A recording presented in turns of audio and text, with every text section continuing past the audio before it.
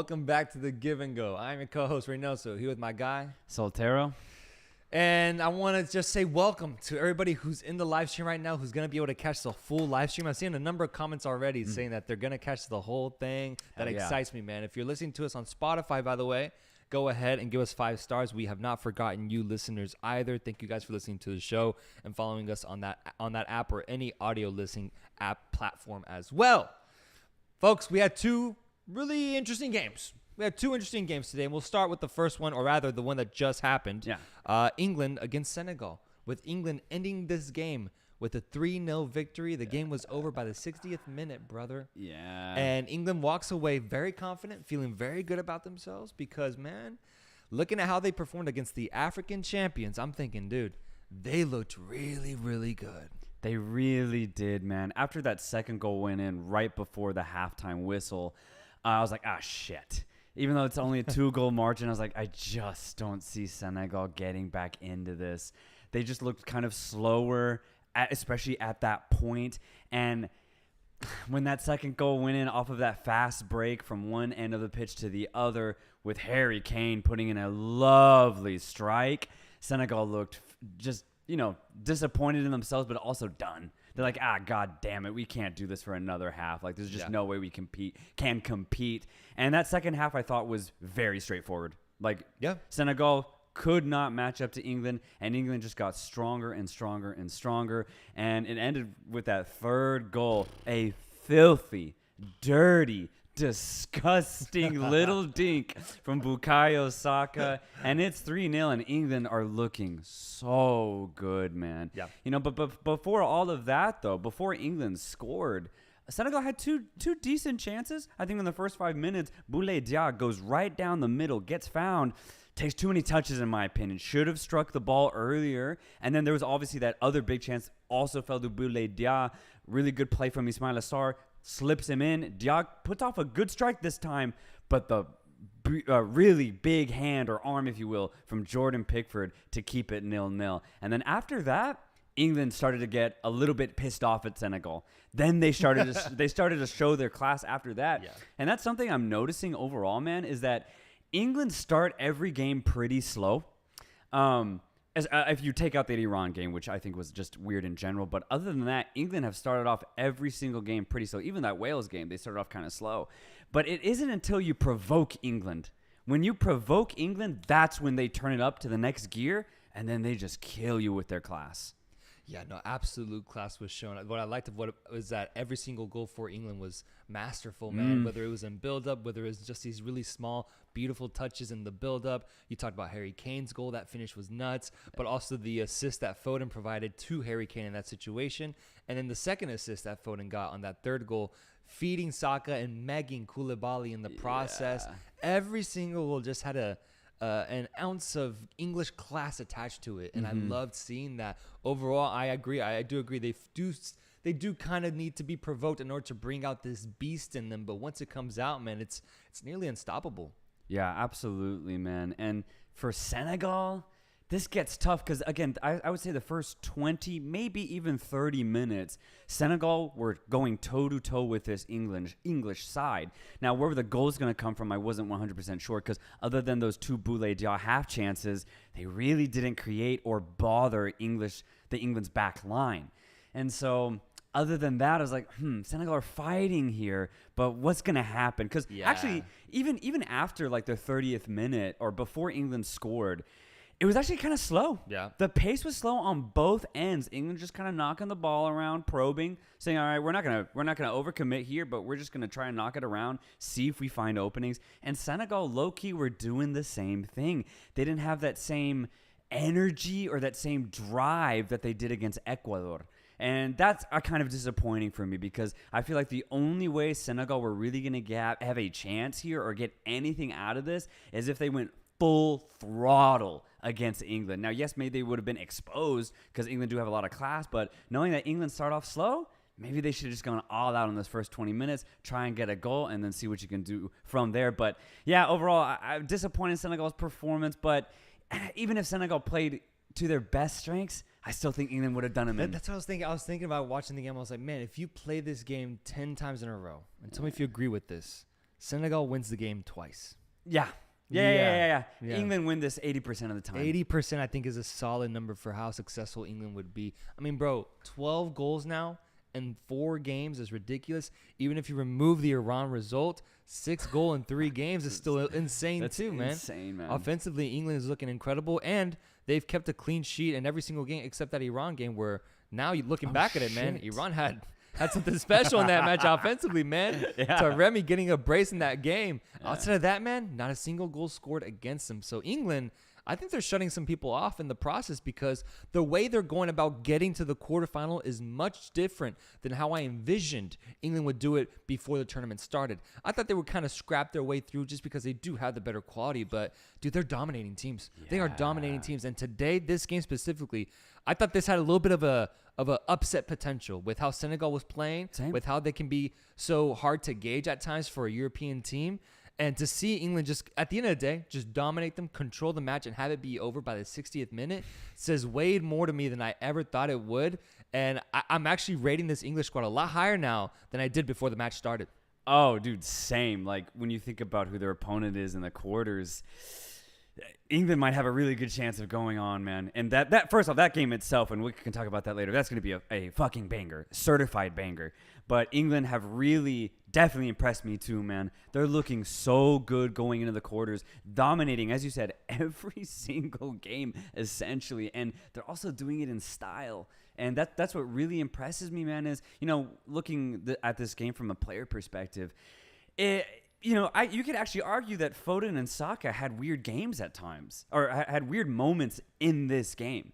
I actually didn't think Foden or Saka were that influential until England got that first goal through Jordan Henderson. Once the deadlock was broken, then Foden and Saka, I thought, got a lot more confident and a lot more involved offensively, which their play ended up leading to the second and third goals for England. So I think that Saka and Foden can probably get a little bit more involved earlier on in the game. They do that, then England might be unstoppable, man. Let's look at a super chat here from Insured Frames. Oh, he's talking about France versus Poland expected goals. We'll talk about France-Poland in a second, but the stat here says 1.2 expected goals for France, 1.81 expected for Poland, but the Mbappe tax won. And we'll talk about that in a second, don't you worry. Senegal were just not ready, says Swap Nil. Very sluggish and no passion. They could have had England in a tight position because they were nervous from the beginning but grew confident after the first goal. Rice and Bellingham were on fire. Yeah, I mean, the midfield for you got to throw in Henderson in that, man. Henderson had a great game today as well. You did. Yeah. Marco Carmona, every round of 16 games so far except Argentina versus Australia has been pure class goleadas. Yeah. Team talent did beat the other teams that got through. I'm sure the other round of 16 matches will be tougher to call. And I agree. I feel like the next 4 games that come are going to be a lot tighter than these 4. So far, man, I'm 4 for 4 on my predictions. Yeah. 4 for 4. So I'm looking good, but it can catastrophically change like that after tomorrow. We'll see what happens if any upsets happen. Yeah. Is this 80% win rate for England against Senegal with or without Mane on Senegal? Good question. I would still say with Mane, honestly, because England's offensive talents that they have is just too much for any defense. Or it's too much for a defense like Senegal's, who really can only rely on Koulibaly to help them out, or maybe Mendy between the sticks. Other than that, Mane, I don't think, would get on the ball that often as he does at club level. And so, yeah, Senegal might get a goal, but they would still lose 3-1 instead of 3-0. Yeah. I can agree with that. Maybe they get one more game, and maybe it's 3 games out of 10 instead of 2 is what I would say with the Mane effect. Yeah. And yes, producer Rudd is back. He is back. The show's back to normal. Thank God. Yes. Thank you to producer Sip for his sacrifice. But the GOAT, producer Rudd, is back, man. He's back. England have finally unlocked their unique football superpower. Just be super sound. Can be boring, but never self-destructive. Never see an English side with such a defined identity. England 1, France 0. Yeah, I like man. that. Yeah. I like that. I like that confidence. Alex Chavez, $10. Thank you, bro.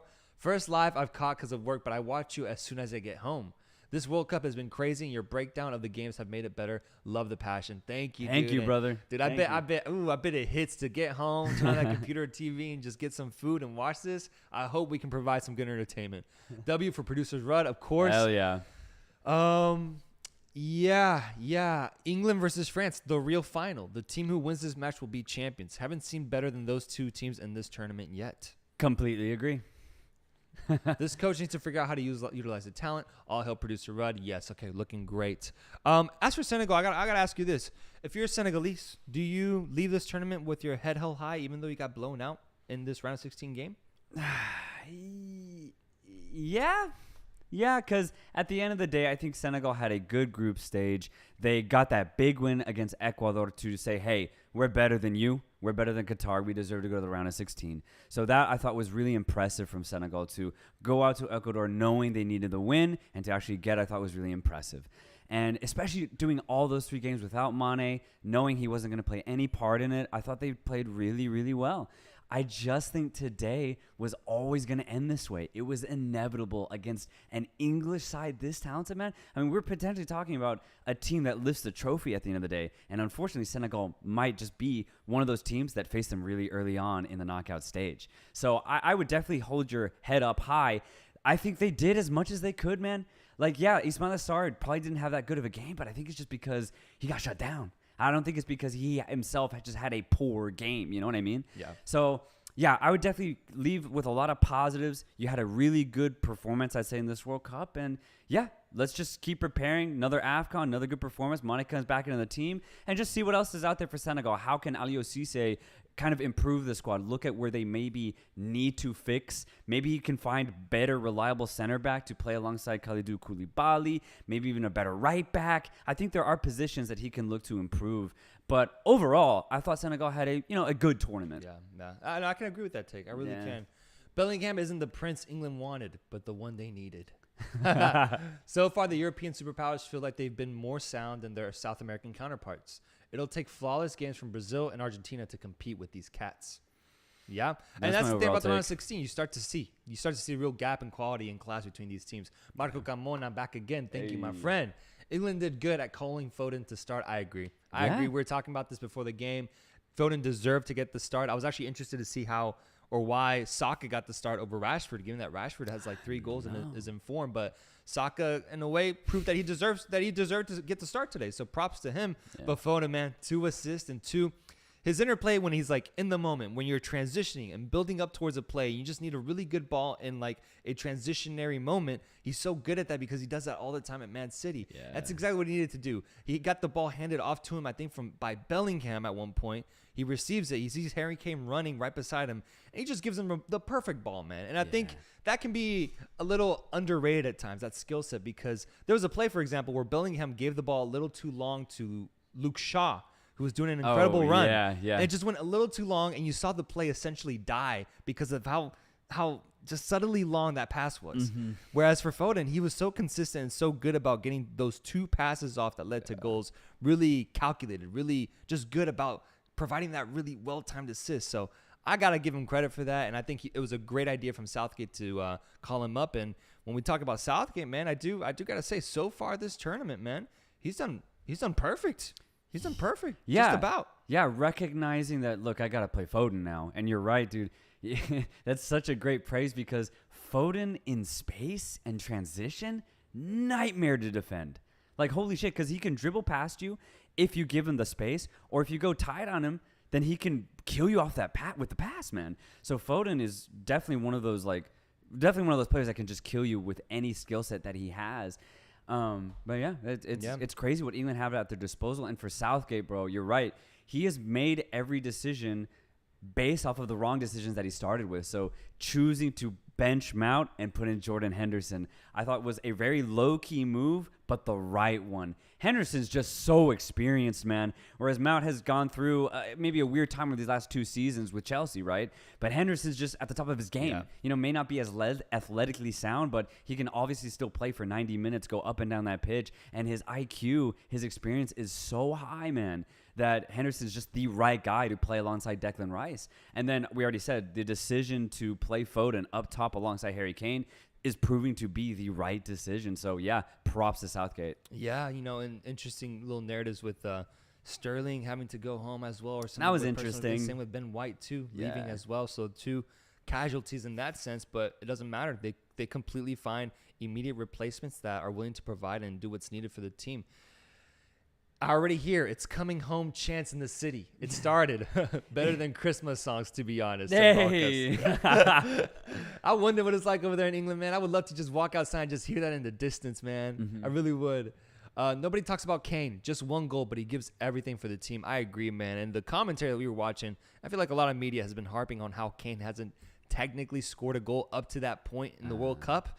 But the reason he's been starting every single match for this English team is for what he does outside of goals as well, man. His hold-up play is genius, man. It's amazing. He knows how to link up with players so well. He knows how to shield the ball, how to protect it. He knows how to use his body, and he can send in the perfect ball if needed. He can do it all, man. He can do it all. So even if he's not scoring, for almost a certainty that he's going to be doing the rest at a 10 out of 10 level. Oh, yeah. I think he had 3 assists going into this game, no? So, yeah, that's incredible right there. That's like an attacking midfielder's dream to have 3 assists in 3 games, bro. And that's your number 9 striker with that type of pedigree on the ball. So if Kane ain't scoring, 100% he's involved offensively either way. Yeah, and I love it because now with this goal that he got, which was a pure beauty, you go into this France versus England matchup now, looking at 2 absolute superstars in good form, and Harry Kane and Mbappe. And I cannot wait to preview that match after we talk about the other game. Yeah. France versus Poland happened to start off the match day.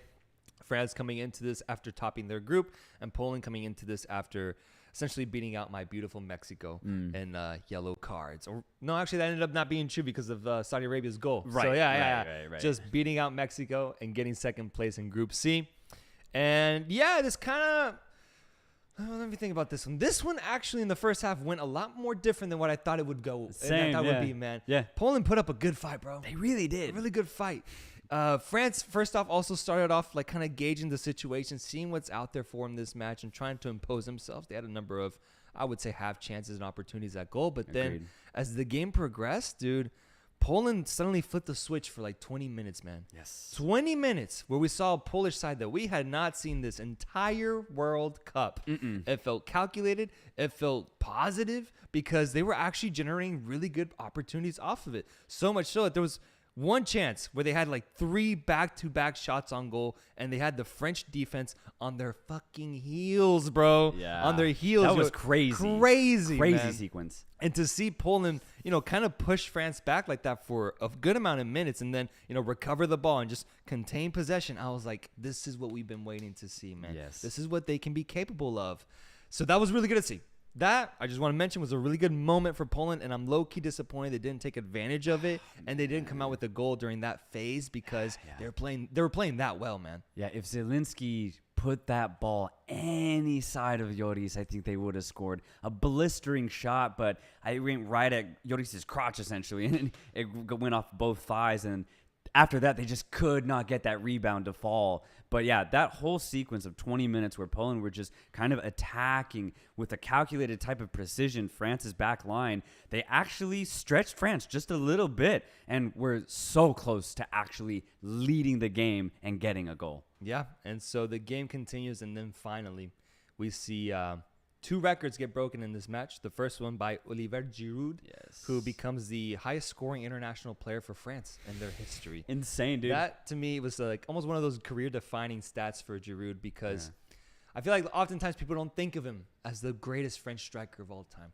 He's never been regarded as, the top guy. Yeah. But he's found his niche in the genesis of world football, where he's just found this role where he's just the most consistent 9 you can have, that you can just rely on, that does what needs to be done, isn't too loud about it, but he just provides. He gives output. He's so good, man. He can finish in a wide array of he can finish in so many different ways. He's very smart on the ball. He has all the attributes that make up a very, very good striker. And I love that he finally got rewarded with being able to say that he is the highest scoring French player in international tournaments, because in a way I feel like no one really saw this coming. You got big names for France in their striking history. Yeah. But Olivier Giroud, at the end of the day, with the goal he got today, ends up becoming that record holder. And I think that's awesome, man. I think that's awesome. Props to Giroud, who already has a World Cup in his pocket. Yeah. And he's already showing this tournament that he can continue to provide that same level of quality even at an older age. Yeah, before he scored that goal, there was a whipping cross, maybe from Dembele. I'm not sure who sent it in. And Giroud was trying to get on the end of it. And I feel like he could have, but he ended up missing it.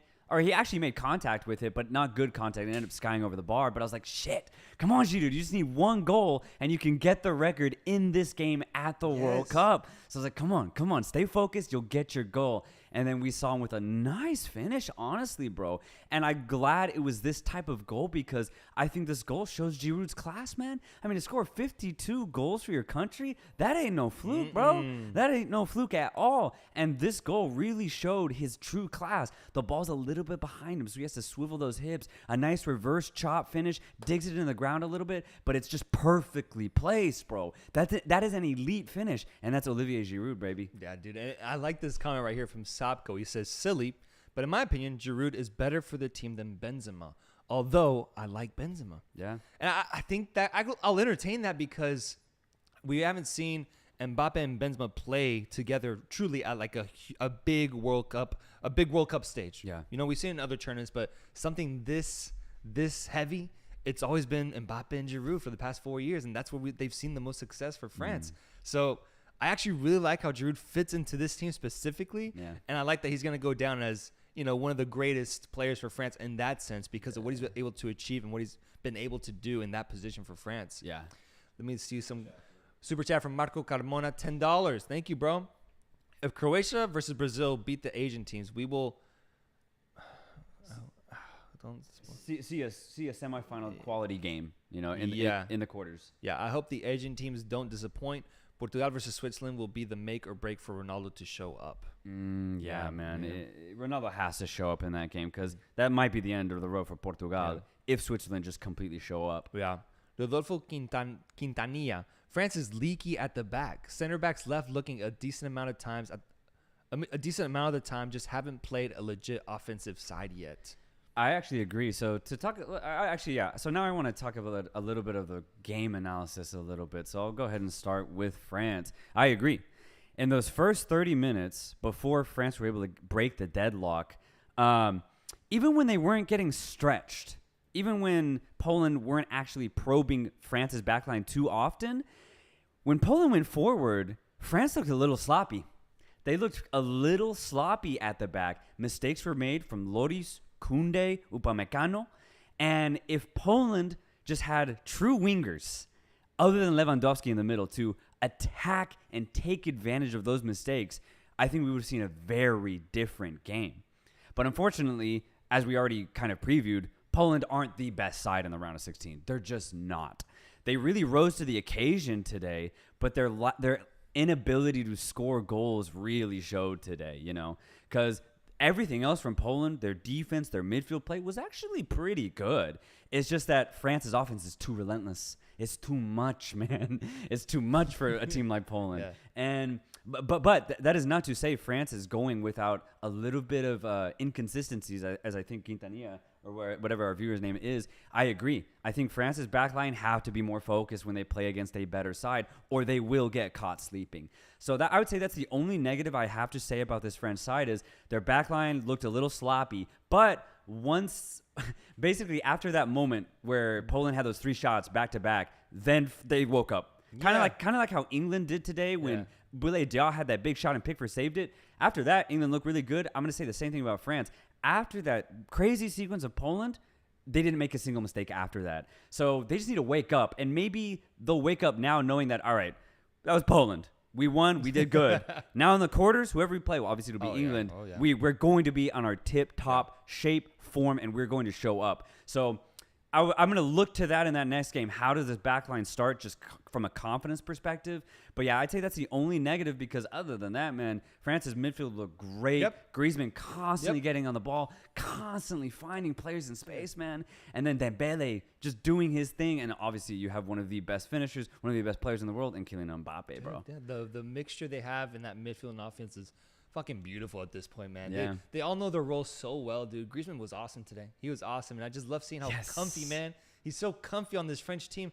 I hate that he's not being utilized the right way at the club level that he hasn't been for like the past 4 years now. Man. Even at Barca. Sucks. Now it really sucks because, man, right now, like, it's such a short time frame, a month, that he gets to play true football the way he wants to, and then the rest of the time he's just miserable, man. He's still producing though, but man, I just feel like there's more to be to have from Griezmann at the club level. Regardless, though, yes, France did show a little bit of concerns defensively with how Poland was able to break them during certain moments of the match. But ultimately, after the game became 1-0, France started to dominate even more so when Poland opened up. And if there's one man that you do not want to be opened up against 30 minutes left in the game, it's none other than Kylian Mbappe, bro. Good God, You do bro. not want to leave this man with space, with any room to run. You do not want to give this guy the freedom to even think creatively on the ball, because if he has that ability, brother, he will He will murder you. He will murder you, dude. In broad daylight. It's crazy. That man basically had an AK-47 on the pitch, bro. And he was stringing out goals, man. It was a goddamn beautiful thing to see, and I love it, man. I love it because throughout this World Cup, I feel like we've had moments where a team is down, back up against the wall, and so they have to go for it, and they've been open, and we haven't really seen teams punish them for it, you know? But this time around, we saw it get punished twice, bro. We saw Poland get ramsacked for the mistakes they made, and good Lord, the way Kylian Mbappe went about it was fucking incredible, man. I mentioned there were 2 records broken this game. The second one is Mbappe getting 2 goals here and becoming, I believe, the highest goal scorer at a World Cup before the age of 24. Yeah. So he's already topped Pelé, who had 8 goals by the time he was 24. Mbappe now has 9. Yeah. So that in itself is a crazy record. Wow. He's on pace to become the greatest goal scorer at the World Cup if he continues. But not just that, man, getting a brace for this French team and the way he went about it, man, let's talk about it. The first goal that he got where the ball landed at his feet in the corner of the left box, and he honestly seemed a little surprised that they gave him that much time, man. They gave him way too much time, almost just shifted away from him, and the defenders seemed tired by that point. They seemed a little uninspired, and they didn't truly challenge him when he went up to kick the ball, and his windup was ridiculous, man. Dude. We had like 3 full touches in the box, and so by the time he was swinging that foot back, ready to unload, bro, it was like he was golfing. It was about boom. He unleashes a laser, man. Dude. A laser of a shot that is purely unstoppable for Szczęsny, and France go up 2-0. Yeah, dude, that finish was ridiculous. Even though he had that much space, the angle was a little awkward, I thought. And there's still a Polish player in front of him. But he looked up because he had so much space. He picked out his spot in that goal, and he said, I'm going to kick it right there. And that is exactly where he put it. Szczęsny had 0 chance of saving it with that amount of pace that was behind that kick. And, yeah, Mbappe with a banger. What's crazy is that even though the Polish players couldn't really close him down, I don't know if any other striker finishes it like that, exactly, bro. Not like that. I didn't expect that shot to come out of him that way. Right. Yeah. So, yeah, like, even though the space was there, I honestly think most players would have fluffed that chance. Yeah. Unless they got closer or found a better angle. Yeah, or they would have tried to, like, kind of finesse it, kind of just aim it towards, like, a corner and put a little curve on it or something. But it's a laser, bro. It's the type of shot you attempt when you're like 30 yards out from the goal. Yeah. And so the fact that it was on target with that much power, unstoppable, man. Unstoppable. Let me read a couple comments about this goal. My man Mbappe had the most time in the world. He was shocked that he was so alone, man. Yeah, truly. He makes it look easy. That's the thing, man. He does. He makes it look doable. Yeah. Like if you just practice a little bit, you can do it yourself, man. It makes you believe in yourself. In my opinion, no one beats Mbappe with the edge of the box shot. Yeah. Lethal finisher for that distance. Actually, you know, when I think about it, he might be the best one right now at that specific shot. Damn. Yeah. That might become his trademark too, you know? Like the Robin cut in and then shoot. Ooh, yeah, that's his trademark, man. Maybe this might become his trademark because I've seen him do it. Okay. Before I get to those, let me talk about the second goal that Kylian Mbappe scored, which was also a true beauty with how he was still in that corner left box area, just causing havoc, man. Once again, Poland had pushed up, and so there was only a few amount of defenders, Polish defenders back there that could handle the power that Mbappe holds, and just pure greatness, pure genius once again, man. Yeah. Cuts inside, but no, actually cuts outward towards the edge of the box, and then he just, I don't even know how to describe this. I don't know how he did it. He took the trash. I have no idea how he did it. It's crazy. He took the trash out because he put it in the bin. Top bins, baby. There it is. Crazy, man. Yeah, top bins. I didn't even know how to describe this one. It's just beautiful. It's beautiful. He makes the game look like art, man. Yeah. Like a work of art. And he finished so beautifully. It curves into that top corner. Szczęsny, I think, gets a hand on it, but still, once again, too much power on the shot. So he can't stop it, man. Yeah. He gets a brace. He's, dancing in front of the camera. Yeah. He's having a great fucking time, and France goes up 3-0 to win the match, dude. Yeah, I think we said this before on this pod. Mbappe is inevitable. And I don't think there's a truer statement right now out in world football. You can't stop him. There was a comment that said, I feel sorry for any right back that has to face Mbappe. And that is true because for 90 minutes, you got to defend that, bro? Good fucking luck. Because I will say, dude, it is an unforgiving challenge to ask your right back to do that, honestly. Yeah. It's tough. I will say, though, Matty Cash had a really good defensive performance today. Obviously, he got caught out with Mbappe having that much space, but it's because Cash is also offensive, so he's always going to get caught out in that regard. But those one-on-ones, I thought Cash really fought really, really well. So props to Matty Cash. Proved himself to be a really damn good right back, at least defensively. So Mbappe didn't have an easy time, but you give Mbappe 90 minutes on the pitch, he's going to find a way. Yeah. He's going to find a way. Yeah. And that is exactly what we saw getting 2 goals today. I completely agree. I like these comments that I'm seeing. The hitman, Mbappe is a generational talent. I completely agree. Scroll down for me, producer Rudd.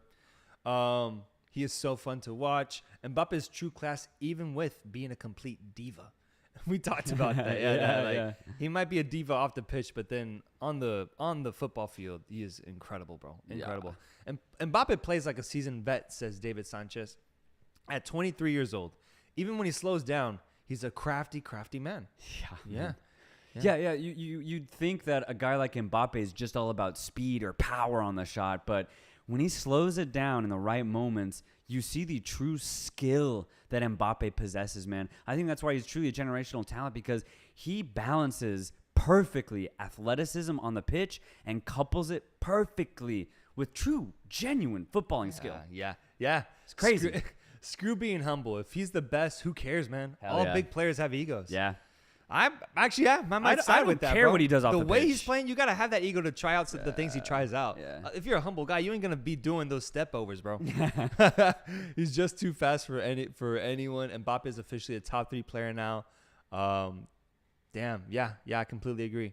Fuck Mbappe. I don't like nothing about this. Damn. Hey, he still has some people that he has to win over. He still has some people he has to win over. Fair enough. Hopefully he can do that throughout this World Cup run. But regardless, France goes up 3-0 and they win this game. And like I mentioned with England and Harry Kane being really informed, France now has a fully informed Kylian Mbappe as well as Giroud going into this amazing quarterfinal clash. Any final thoughts on France or on Poland with this outcome in hand now? No, yeah. Before we get to France-England prediction, just want to say a couple things about Poland here.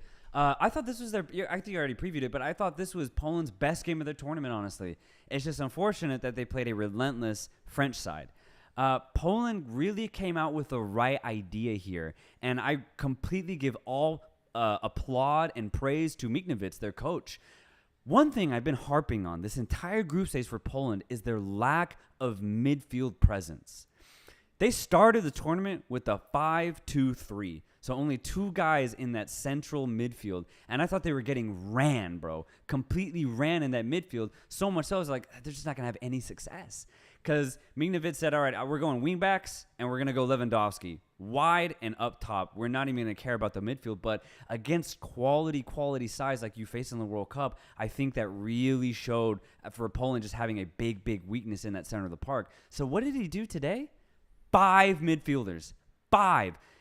Goes to a back 4, takes out 1 center back, puts in a midfielder. Elects to not put anybody else alongside Lewandowski, so now you have an extra midfielder as well.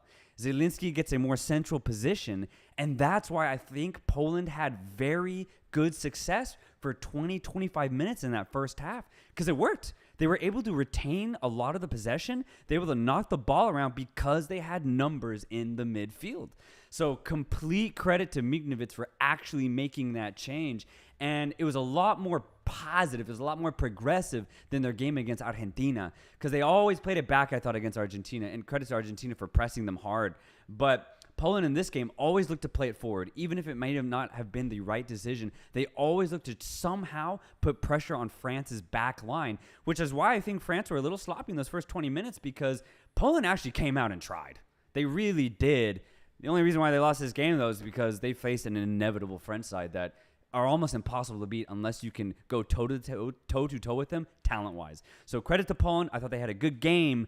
But yeah, I mean, winning this game is going to be a near impossible task. Yeah. Do you think 3-0 is a little too harsh for the way they performed then? Yeah, maybe. I mean, because when you think about Mbappe's goals, man, you can't stop those. Yeah. You just can't, man. Yeah. And you look around and you're like, Jesus Christ, man. Like, how do we stop that? Yeah. You can't. And that's why I think France are a title contending side. Because when you have a player like Mbappe, man, you can go all the way. And then you put players like Griezmann around him. Good luck. Yeah. Yeah, hey, Poland made it to round 16, man. That's good to see. Good to see them make a little bit of progress here. And at the end of the day, they didn't have the most impressive display, but for, like you said, 20, 30 minutes, they were imposing themselves on France. And I think that's something dope, something good to see if you're a Polish fan. Interested to see how they go moving forward these next 4 years with Lewandowski. Does he get phased out? Will he be too old come 2026?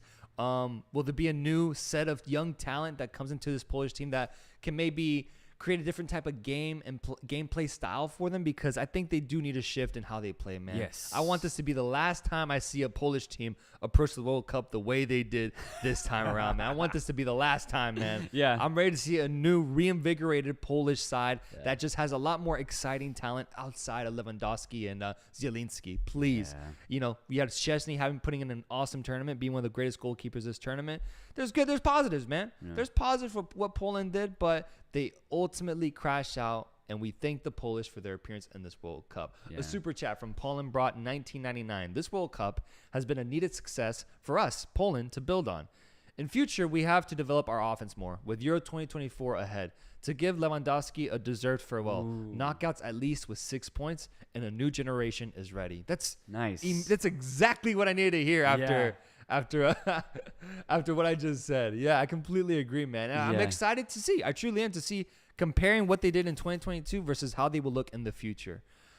Let's go down and see what else people are saying. Varun Raja, can my man Dembele get a shout? That man is so bloody good, so slept on.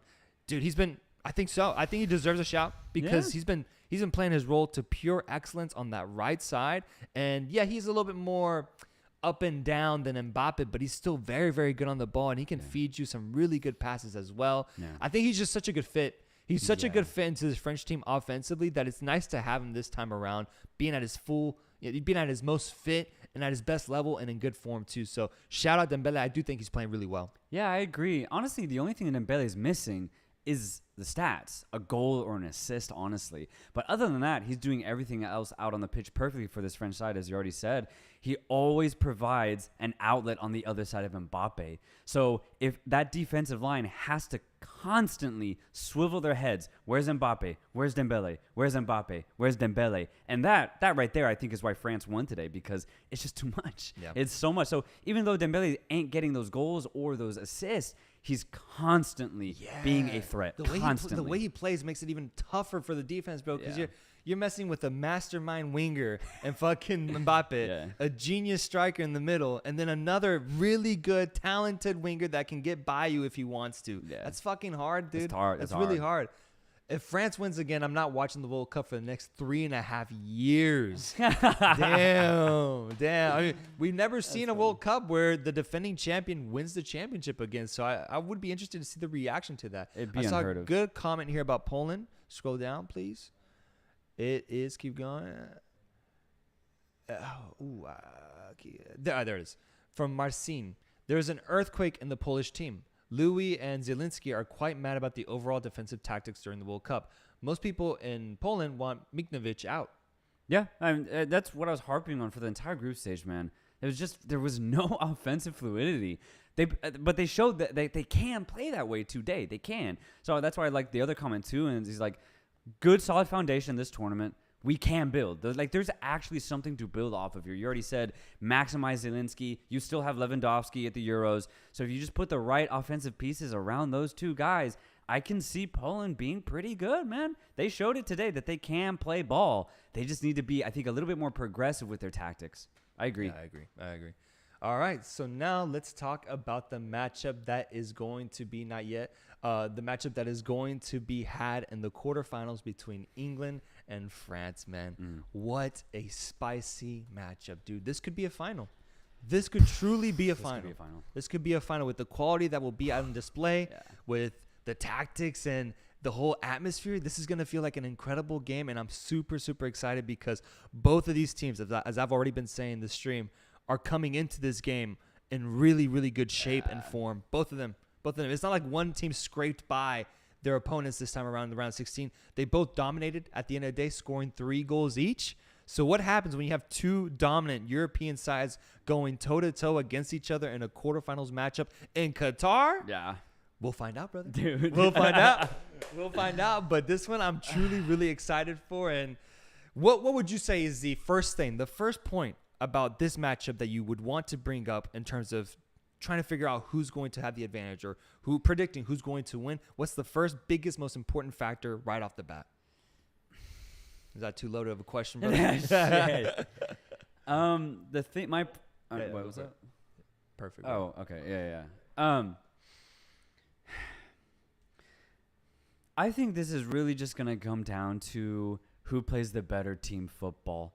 This game is going to be the most loaded game we've seen at the World Cup here in 2022 as far as talent and quality is concerned. You already said it. This game could be a final, and the reason is there is unheralded talent across every single line. Defensively, you have some of the best defenders in the game. Midfield, same thing. And then offensively, you have some of the most lethal attackers in all of world football.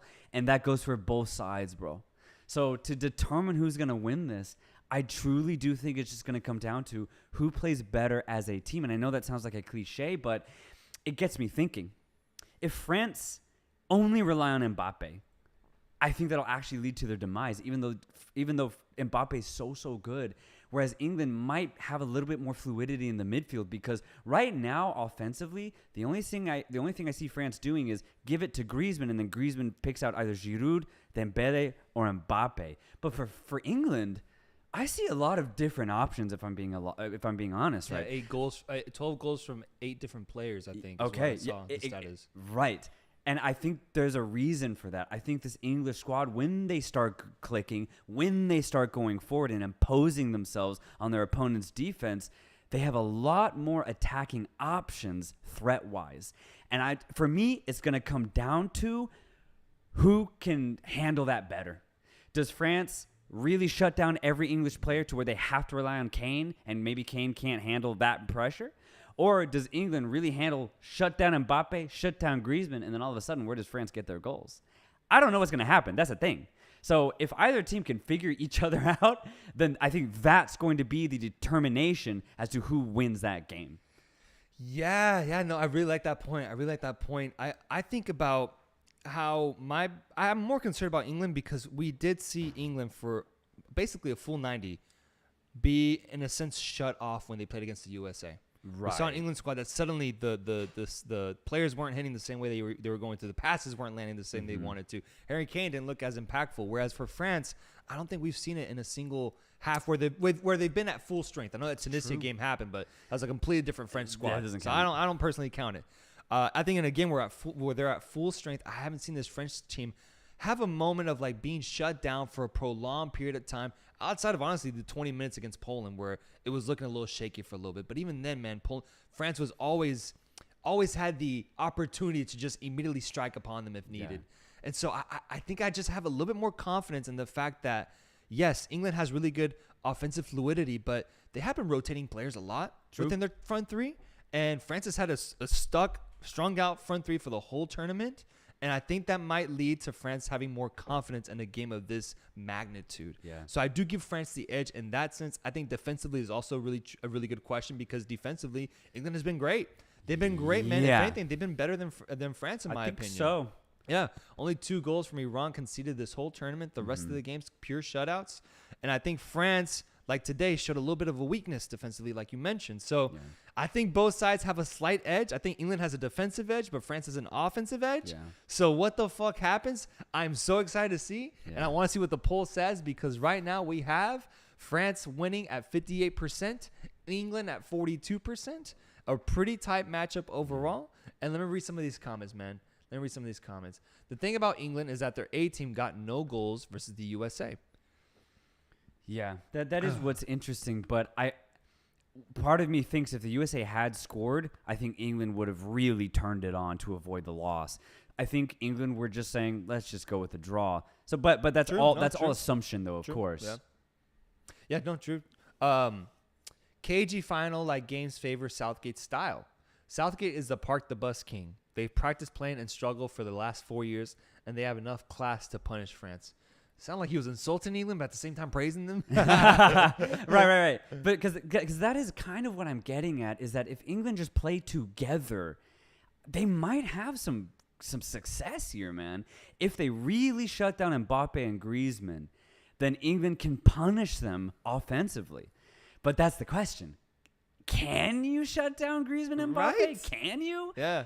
I really like that you brought that up because no team has. No team has yet, man. No team has. And so this is just going to be a hell of a match because whoever ends up winning it will have proved that their tactics worked. And if England win win this, then they will have proved that our defense can shut down anybody.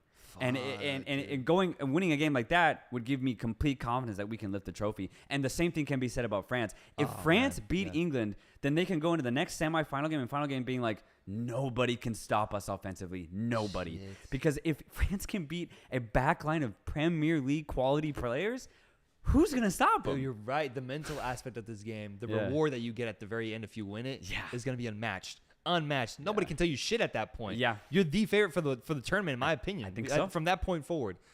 Interested to see what the South American teams do. But yeah, man, like that'll be super interesting to see how that impacts the players moving forward.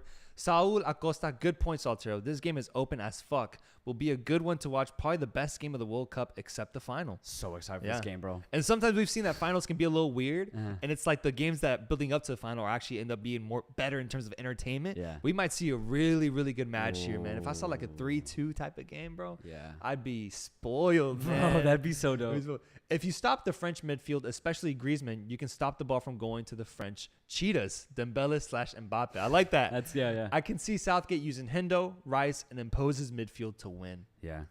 I think this is gonna be the type of thing where people say certain I can see both sides basically. Yes. Honestly. Yes.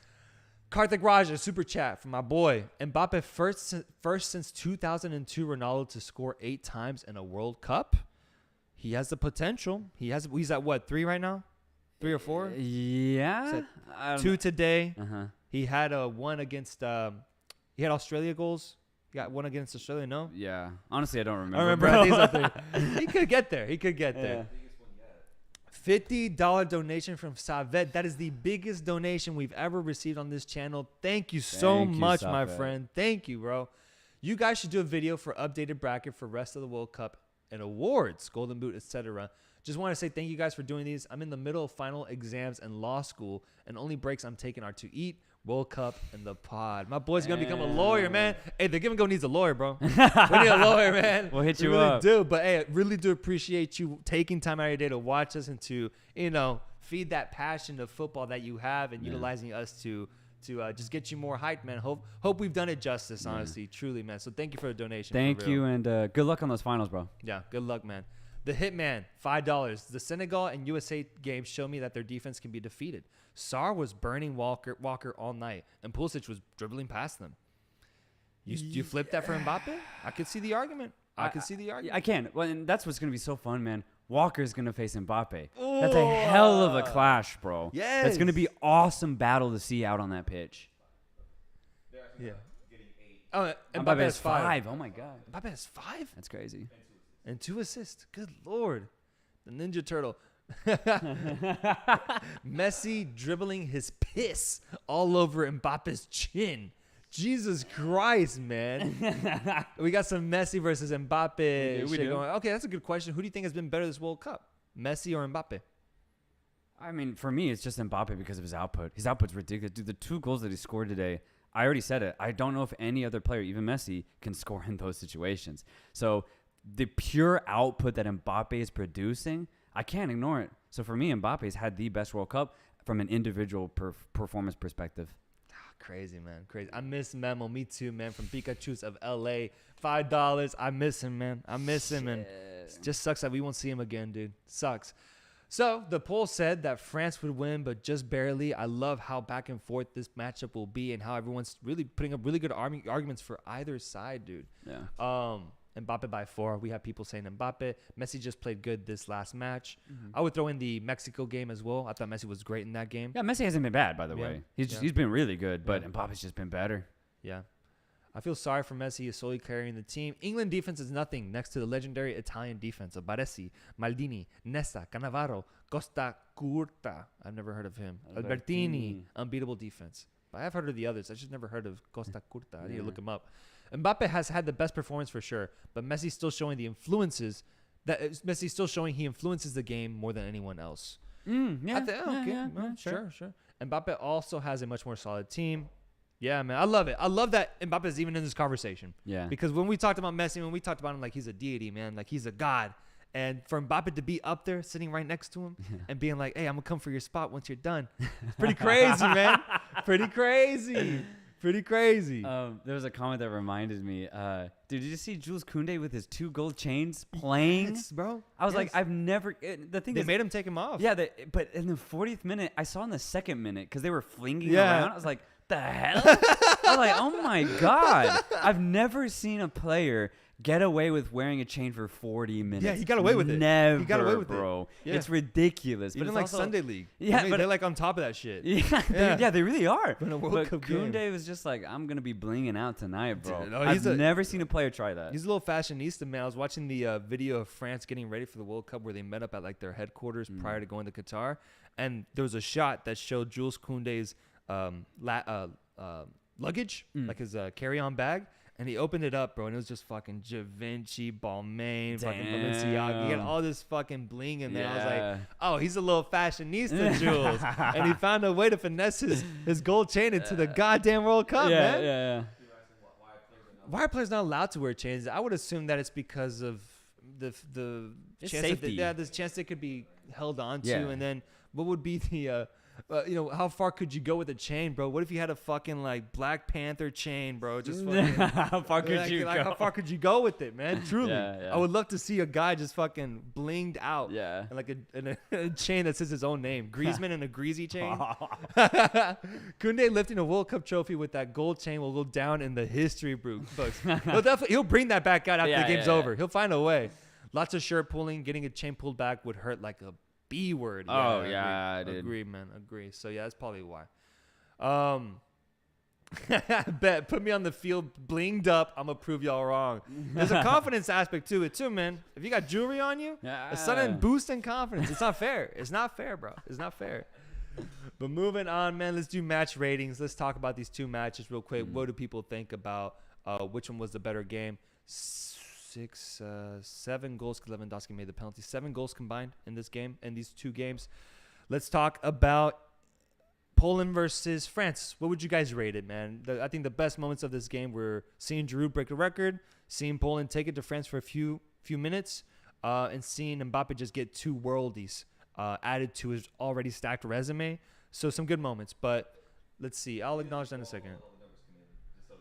Okay, quick. We'll read a little super chat in the meantime. Luis Melo, $5. Whoever wins the World Cup, will the give and go travel to be a part of celebration parade, man? I'd love to. Dude, with these donations, we might have to do that, man. That might be what we do, bro. I genuinely would love to. Yeah. I really would. I've never even imagined me being a part of that. It'd be dope if we could actually do that, man. It just depends on the country, I guess.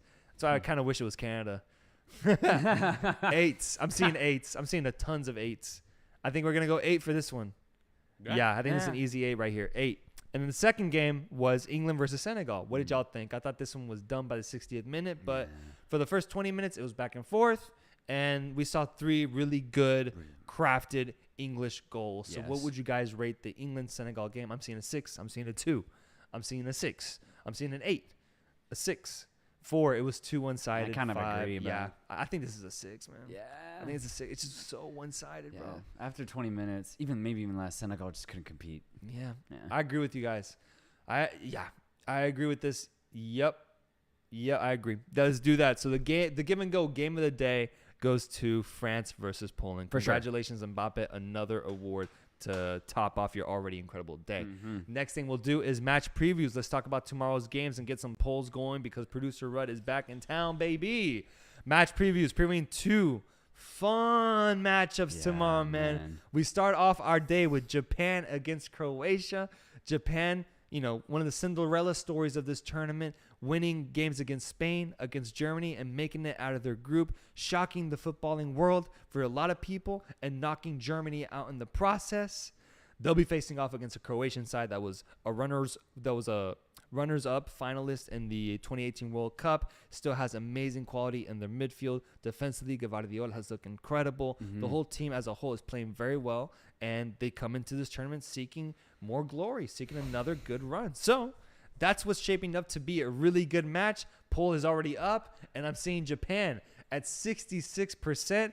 And remember, folks, I said that for this game specifically, if Japan wins this game, I'll watch Blue Lock. Watch the first episode. I'll watch the first episode. Oh man, I got people watch me. I've never watched anime. I've seen half a season of Naruto. I think that's the most I've ever done. And I was a kid. I've never sat my ass down and seen anime. I love art. I love the different types of fields of art. And so I would be truly appreciative of it if I got into it. But I just never made time for it. Yeah. I'll make time for it if Japan wins tomorrow, man. If Japan can beat this European side, I will fucking do it, man. I will do it. I'll watch the season. I'll watch the season, and I'll probably be addicted to it by the end of it. I'll watch the whole damn thing. Yeah. So that's what's on the line for me, bro. Okay. What's on the line for you when you watch this match, man? Just pure Japanese passion, man. I'm going all in on Japan, maybe even from a fan type of bias here. I love this team. I love the way they move the ball around. I love the way they play football offensively. I think they have the defense to back it up, especially against a Croatia side that might struggle to score goals with their offensive line. But I think it's going to be a great game because Croatia have the class, whether it's in the midfield or maybe Kramaric or Perisic end up having a really good game. I think Croatia can go up against anybody, even a good team in Japan. So I'm going all in on Japan, but I think this is going to be a really open, fun game. I expect goals, to be honest, from both sides. But yeah, I think honestly it's going to be more 50-50, but I'm going Japan. Fair. Yeah. I think this comment actually kind of agrees with you. He says, David Sanchez, Japan takes this if they play hard from the whistle. Croatia's offense isn't it. Make them pay for it. I agree, man. Yeah, I think I said it actually earlier.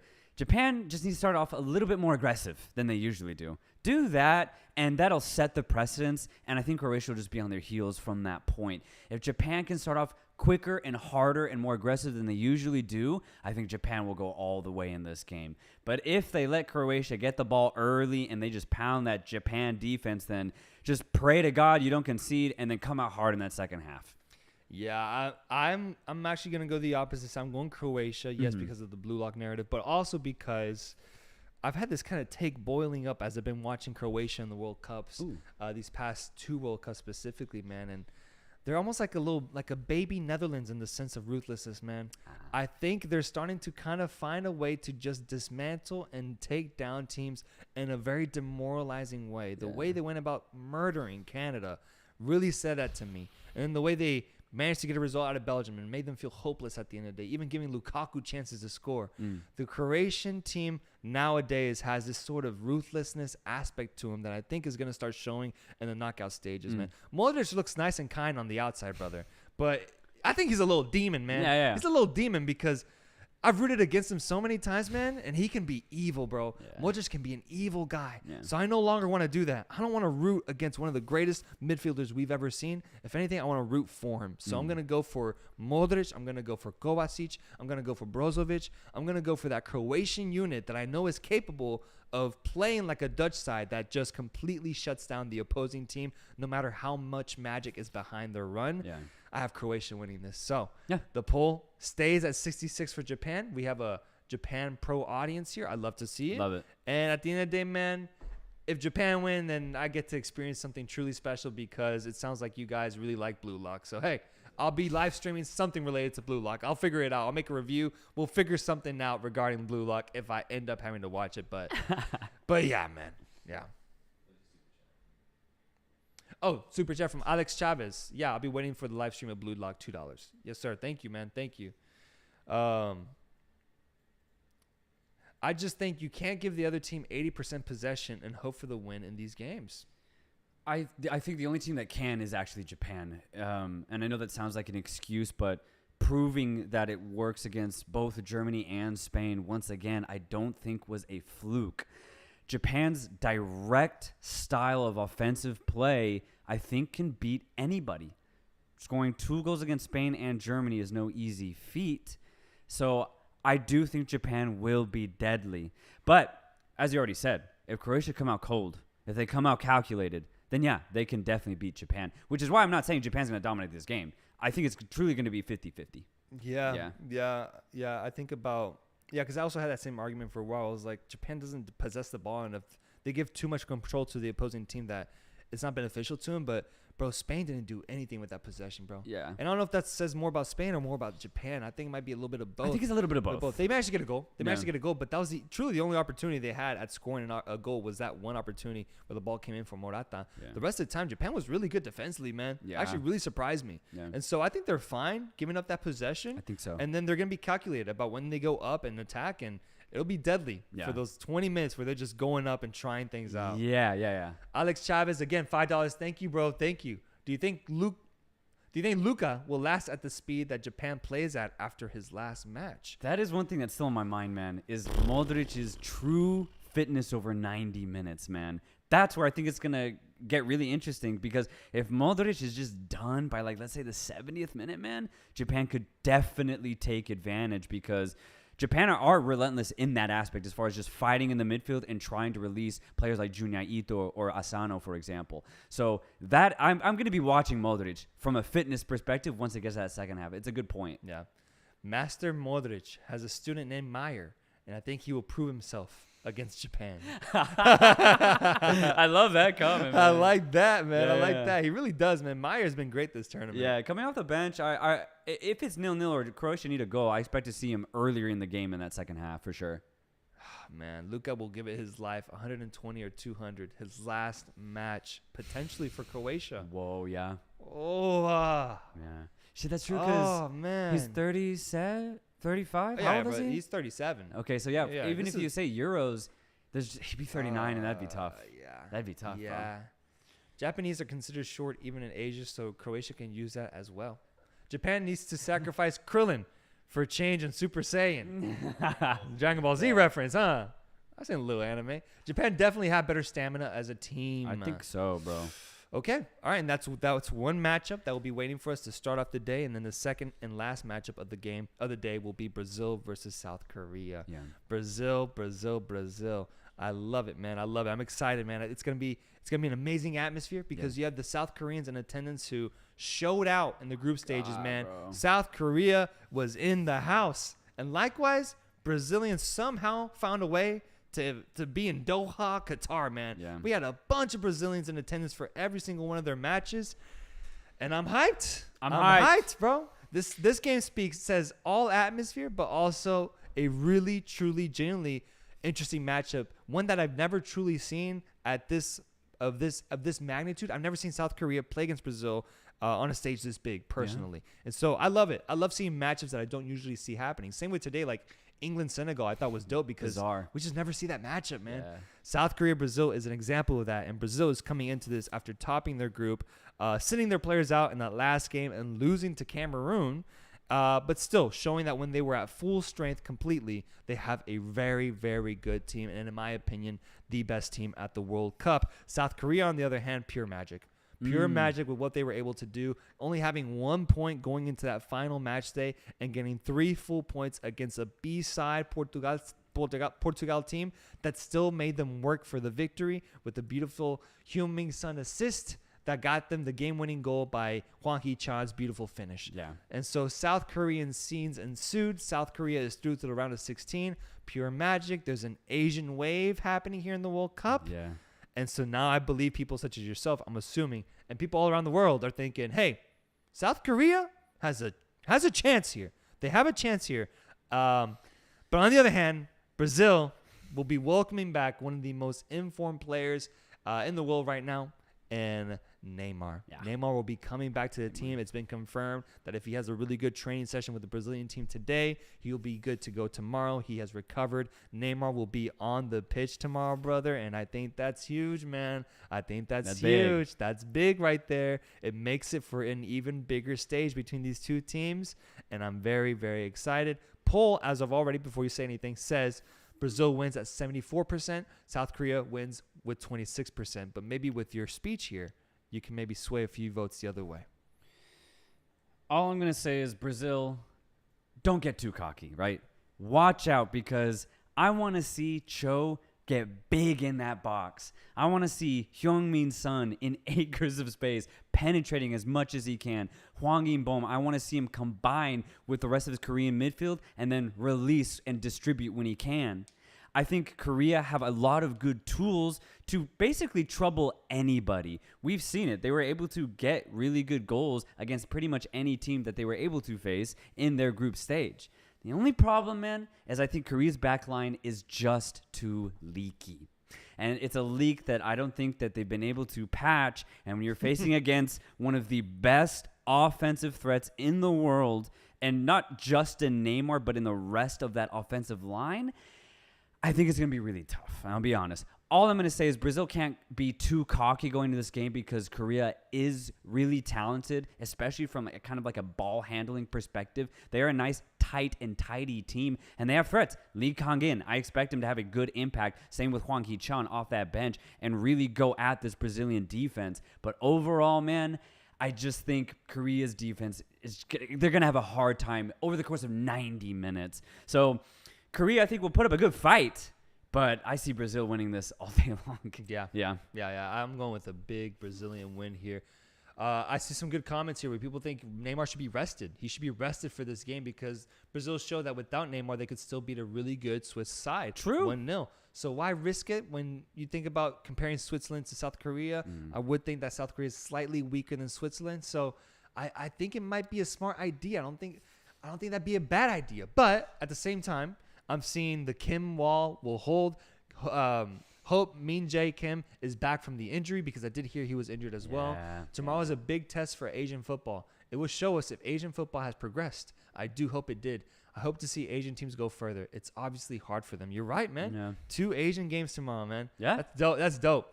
That's true. Yeah. Big day for Asian football. Oh my God, man. Brazil will take out the frustration, the defeat to Cameroon on top of Korea. I could see them utilizing this as a statement. Right. But I agree. The biggest concern here is don't get cocky.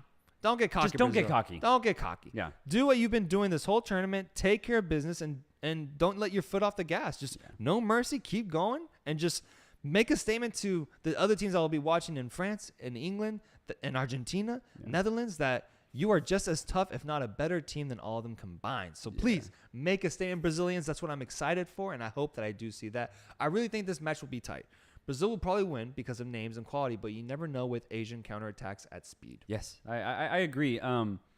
Looking at Korea and in their games against both Ghana and Portugal, the reason why they were able to get back in those games is because I think their opponents got complacent. They're like, we're already up 1-0, 2-0. Koreans ain't coming back. But Korea kept hope in every single match that they played. And not only that, they were able to convert their big chances. So if Brazil just don't get complacent, don't get cocky, they win this game 10 out of 10 times. But if they leave even an inkling of hope for Korea will pounce on that. So just make this a professional performance for Brazil. Get the job done. Go up 2-0 by the half, and this game will be done. Eduardo Gomez, welcome to the Give and Go team, man. Thank you for joining, man. Thank you, brother. Bro, for real. I had Neymar winning the Golden Boot on the bracket. I wish I waited until after the injury because he has been out way too long for that. I feel like. But do you guys think it's possible? Missing 2 games is big. Missing 2 games out of 7 is huge. So, no, I don't think so, man. You're going to have to redo that bracket, my friend. Brazil's not about Neymar. Yes, he is almost a legend at this time, but it's all about their defense. Thiago and Marquinhos. That's the key. Korea is not going to penetrate through that at all. And I agree, man, because they only played together the first 2 games. Not a single shot on target when they were on the pitch. Alisson didn't make a save while they were on pitch, and Alisson still hasn't made a save because Ederson played in that 3rd game. Oh, yeah. So he still hasn't made a save at the World Cup. And so, yeah, I think the defense for Brazil is one of the best ones in the world right now. And truly, they've shown that so far. So I hope that they can continue showcasing that powerful defense, that wall that they have. A comment here from Clarence says, how do I become a member and how do I donate? I believe at the bottom underneath us, there should be a button that says join. Join, click on that, and then you join a $5 a month program, if you want to call it, a membership, where you get little emojis, but you also just help support the channel, man. $5 is all it takes to just help us out a lot. And with that, you can donate as well if you'd like, man. So really would appreciate any sort of support in that sense. Yeah. From H, I know there's 1% chance, but Japan versus Korea would be lit. Dude. That'd be lit. Can you imagine a Japanese versus South Korean matchup? That'd be crazy, man. That'd be in dope. the quarters, because that would be guarantee an Asian team in the semis.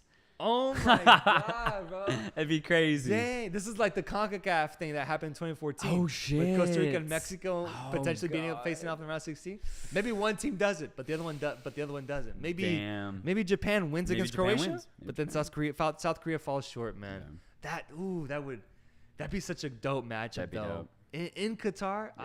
Yeah. In the AFC Confederation. Yeah. That'd be awesome. Damn, they'd be talking about that for years over there, man. Yeah. Years. Who would win that matchup? Shit, man. We got to see what happens tomorrow, bro. I'd go South Korea. I'd go South Korea on that one, man. I really would. The poll has shifted a little bit. It went from 75% Brazil to 77%. I agree ultimately, man. I think Brazil will win this matchup. I think so. And if anything, the one that I'm super interested in is the Japan-Croatia one, because that is the tightest so far knockout stage game that we've seen. That we will have seen. Yeah. I think so. Eduardo Gomez, mad respect for you guys. Love the content. Let's go Brazil, the next world champs. Let's go, baby. Let's go. Let's go. I'm sticking by you, man. I'm sticking by Brazil, man. I'm Brazilian tomorrow. Angel Bautista, $2.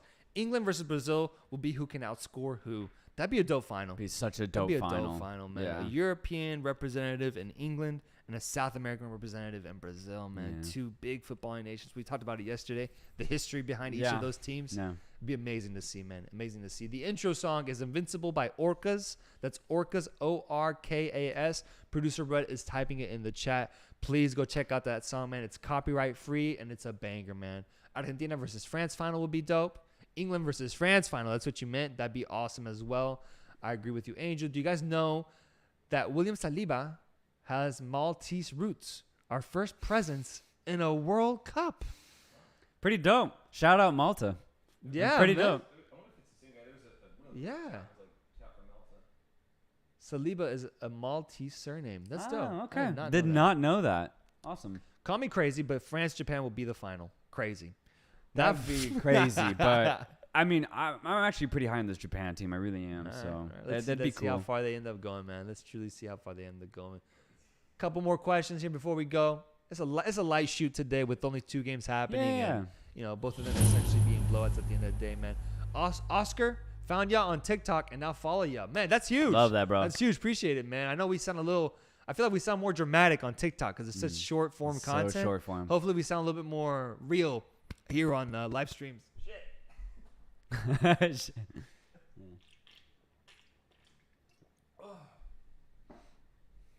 Sorry about that. You will all see the real Brazil tomorrow. I feel like we've been seeing already a really good Brazil when they're at full strength, man. Yeah, we've been seeing a relentless Brazil that does not stop attacking. I missed the group stage. 4 matches a day was crazy. It was crazy, Yeah. man. It was maybe too much, but in a really good way, though. It was like overdosing every day. Jesus. Oh, we have a good question here. How are you, Soltero? I'm doing great. Doing really, really good. So excited for these matches, as I always am. Any day that I get to watch football is a day well spent. How about outside of football, man? Right now, all I'm thinking is football. Yeah, it's football. So ask me this question after the World Cup. I'd love to get more intimate. Yeah, man. I just found out it's December. I just found that out, man. I just found out it's December. Christmas is right around the corner, and I love this time of the year. I really do. Yeah. I have a big crush on you, Reynoso. Much love from the Netherlands. Dang, the Netherlands. Hey, I went to the Netherlands once. I went to Amsterdam. Beautiful place, beautiful city, beautiful people. A beautiful country of yours, truly. Beautiful country. Bit off topic, but which clubs do you support? From Marin. All right, let me answer this one. My North American club is Chivas. I support Mexico. I grew up a Mexico fan. My dad was a Mexico. I'm a Chivas fan. I said, Jesus, I'm all over the place. I support Chivas when it comes to North American teams. My dad was a Chivas fan, so I became a fan of them growing up. In Europe, I became a Liverpool fan, 7 years ago now? Big Liverpool guy. And then internationally, I support Mexico. Yeah, for me, Liga MX, León, Guanajuato, and then European Atletico Madrid. Been watching Atletico and León since 2012. Yeah. So, 10 years now. Yeah, 10 years. Jesus. 10-year anniversary. Yeah. And then Austin FC fans, because we live here. Based in Austin, so love to catch an Austin FC game when I can. Yeah, based in Austin. We live in Austin, by the way, and I want to say that because last night we went out on 6th Street, and we got recognized twice. And I want to give a shout-out. Maybe he's watching, to my boy Arvin. Yes. Arvin said he's from India, and he grew up in England, or something like that, and that he's a Man United fan since 1999. Yeah. 1999. Shook our hand and was happy to meet us. It was a pleasure. Great guy. Yeah, great guy, man. Great guy. It was yesterday. Yeah, yesterday out on 6th Street. Do you guys prefer the Winter World Cup instead of summer? There was another comment that said because the form. Yeah. I saw a comment earlier too talking about how because it happens in the middle of the season, we're seeing players be really well informed now versus the World Cup in the summer where they feel it's a little tougher to find form. Yeah. I actually like it. I think they're two different beasts, though. So much so that I actually don't have a preference. What I like about the Winter World Cup is exactly that. The players are bang informed. The season had only been going on for 2 to 3 months. So come November timeframe, everyone's in form and excited to kind of have a little break from club football, and then we get to celebrate with a big tournament like the World Cup. And then come summertime, you get the summer vibes. So it's a lot more of a celebration than it is like a really gritty type of tournament. So I think both tournaments have their pros and cons, in my opinion. Yeah. It's not as bad as I thought it was gonna be, man. And, I thought it'd be a true detriment to the tournament. It's a different type of magic to the World Cup, but I'm still seeing something that I truly do like. I like the product, man. I like the product. Me too. I think I prefer summer though. I prefer summer. Okay. I prefer summer, Yeah. but I don't mind it being in this time of the year. Yeah. Question: are you guys stoned most of the time? Because the emotion with which you guys talk with is inspiring. I've never seen two people talk with such passion in a normal scenario. Love from Australia, man. I get that. Question, man. I'm a very expressive guy. I'm always been like that, man. I'm loud. I express my emotions. I'm a passionate dude. Yeah. But no, I'm not stoned. But when I am stoned, sometimes it's a little bit. It's sometimes even more, and sometimes I'm just completely laid back and I'm just chilling. So it's a little bit of both. But no, I'm usually sober. If not, maybe a little buzzed with a beer or something. No, man, I really appreciate the love. Outside of football, honestly, I'm actually a pretty reserved guy, pretty quiet, pretty shy. But when it comes to football, there's just a spark in me, man. Something that lights my soul, bro. That's true. That really just gives me passion for it. And I love the sport so much that this is me sober when I'm talking about football, man. I truly, truly love football. Yeah. So I appreciate all the love, bro. Yeah, Aziz, he says, love the pod, guys. Wondering if you're going to be covering the AFC Asian Cup next summer, especially with the way Asian teams are performing this World Cup. Maybe other competitions too, like the AFC Champions League. Oh, well, this question is perfect for you, my friend. This is perfect for me. I cover every single international tournament, just personally. Before this pod is only a year old, but obviously before that, I've been watching soccer for a really, really long time, bro. And so, yeah, I've been watching AFC Asian Cup since 2011.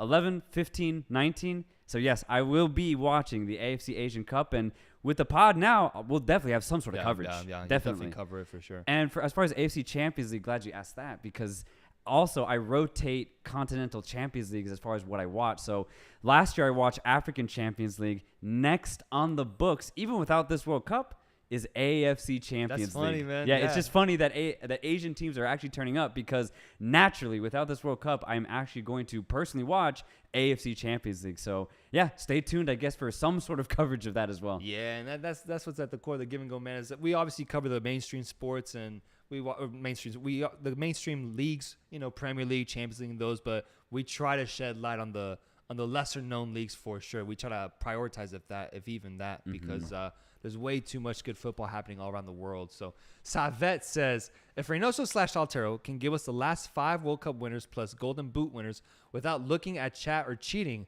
I'll donate $100 to the pod. All right. Fuck. Let me think. Here's my phone. Putting this down. But I will say, I only started watching World Cups in 2010, so I won't know it.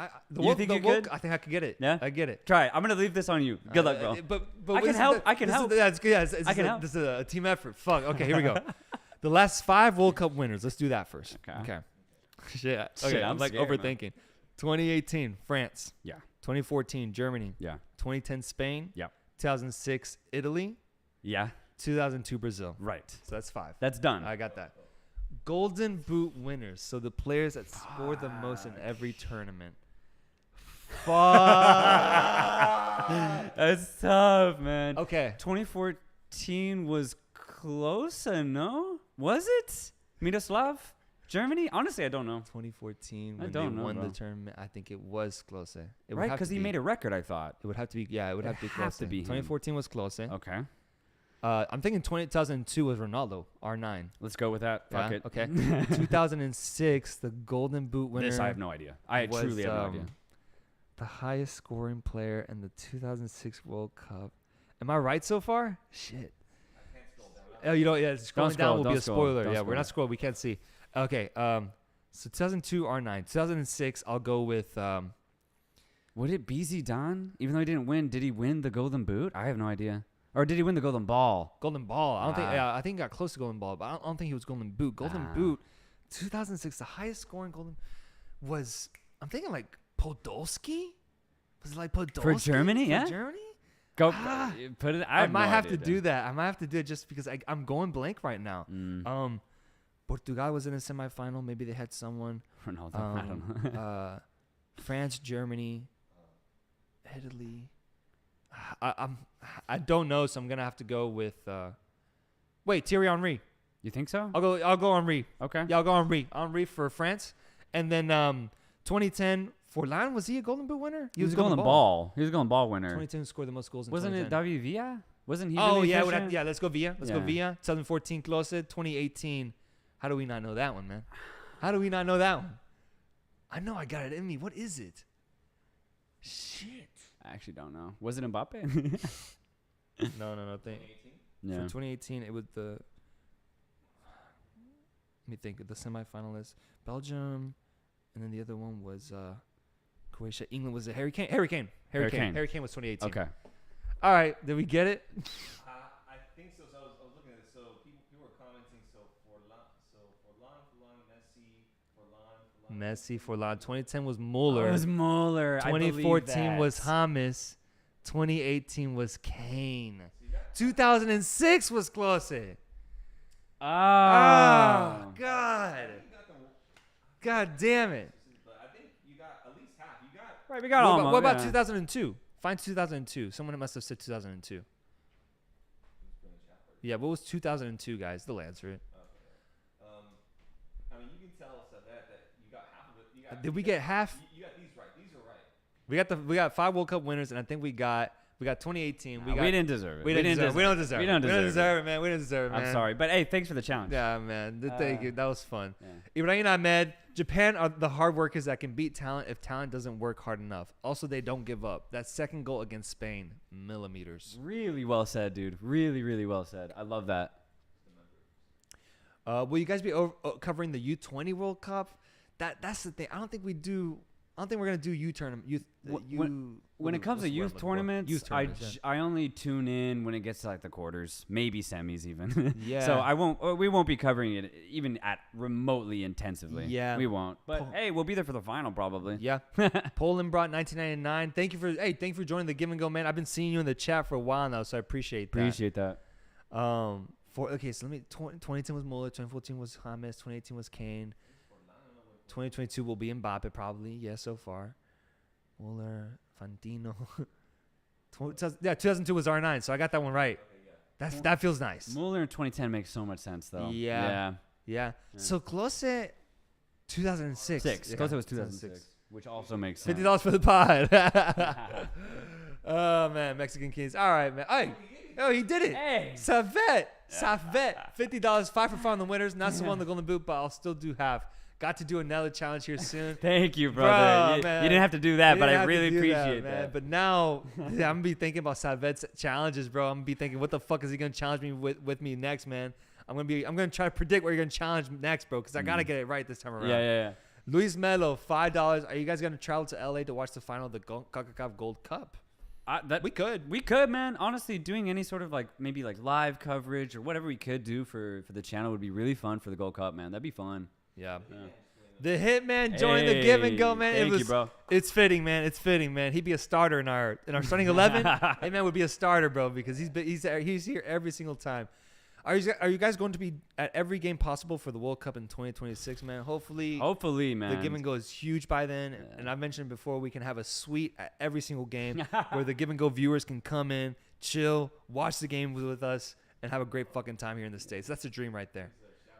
We have a shout out. Producer Red's looking for a shout out. Do you guys live in the States? It's so hard following Asian Cups and other European leagues like that. Yeah, we do, but it's crazy, man. I remember starting out watching football. I had these, illegal sites that I would catch, and I was able to find genuine streams of South American football, African football, Asian football, and random European leagues too. But now, dude, in this day and age, you could find any streaming service that actually has a lot of major leagues in every single continent. So we are in the golden age of global streaming football, bro. So for example, AFC Champions League, CBS actually streams it. Isn't that crazy? That's insane. That's insane. Yeah. So you just pay $5 a month and boom, bro. You get every single game of AFC Champions League. Well, even right now, if you just want to watch the World Cup and you don't care about language, you could pay $5 for Peacock, and you could watch it on Telemundo's broadcast. Yeah, there you go. It's crazy, man. That's crazy. That should be a